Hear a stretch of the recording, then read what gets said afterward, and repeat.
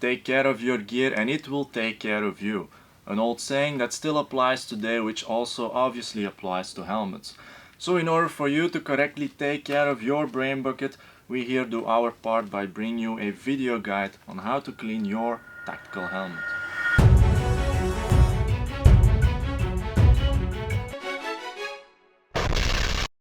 Before we dive into this guide, make sure to subscribe to our channel to support us and hit the bell button to stay notified of our upcoming videos.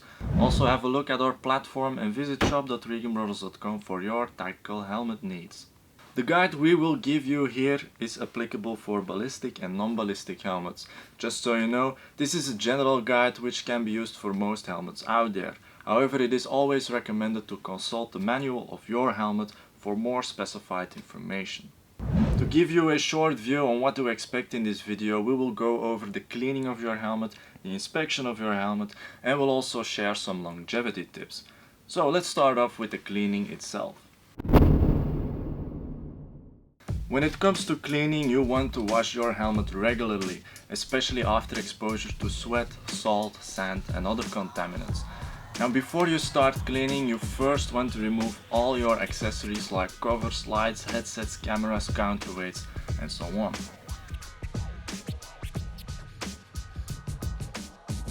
Once you got rid of everything that basically made your helmet look cool, you want to remove the interior pads from their hook and loops.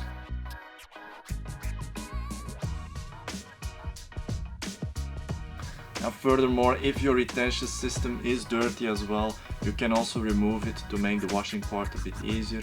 For this, it is recommended to follow the manufacturer's instructions on how to remove it, since it is different for various brands.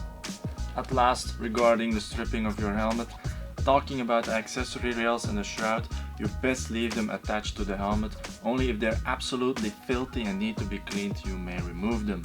Now onto the cleaning itself. First thing you want to clean are the hook and loops for dust and dirt.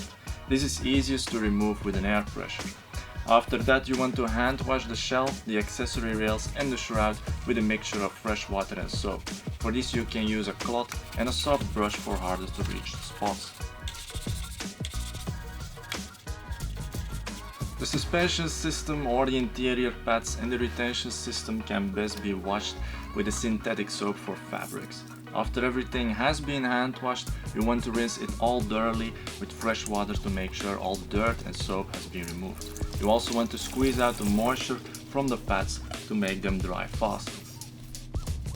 Once that is done, allow all the parts to fully air dry. Do this out of the sun and away from any heat sources. Next step is the inspection of the parts. In general, you want to frequently inspect components of your helmet for signs of damage and replace damaged parts as soon as possible. For this you want to check a few components of your helmet. One is the shell. This may not be cracked or dented. If so, it will need replacement. For ballistic shells, if the helmet fibers are exposed or fray, the shell should be replaced as well.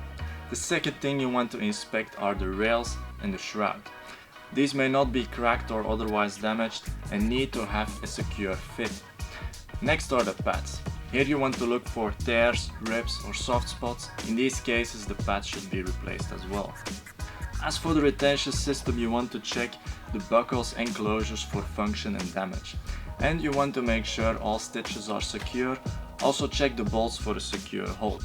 And at last you want to have a look at the hook and loops as well. Both the interior and exterior should be checked for peeling and if they still hold secure enough. If not, they are best replaced. Once everything passes this inspection checklist, you can reassemble the helmet. That being covered, let's give you a few tips to get the most out of your brain bucket. The first thing you want to do, which is often neglected, is simply doing proper storage of your helmet. This means avoid storage with exposure to UV light and sunlight, as well as in a too hot and too humid environment. So no, not in the back of your car until next time. It's also important to let your helmet air dry after each usage, otherwise it will start to smell. Another tip is to apply a cover to your helmet shell to protect it from getting surface damage during usage and also to minimize UV exposure, or in other words, sunlight exposure. This is important since UV light breaks down a lot of materials over time, and that implies your helmet won't offer the same protection anymore once it has been too much exposed. The last tip is for ballistic helmets. If it shows any surface damage on its shell, you best repaint it to have that extra layer of protection for the ballistic material inside. So guys, that was it for taking care of your helmet. As shown, it's nothing more than taking a bit of time for it, and it's simple as that. Make sure to like this video if it helped you out, share it with your buddies. Thanks for watching, and we'll see you next week.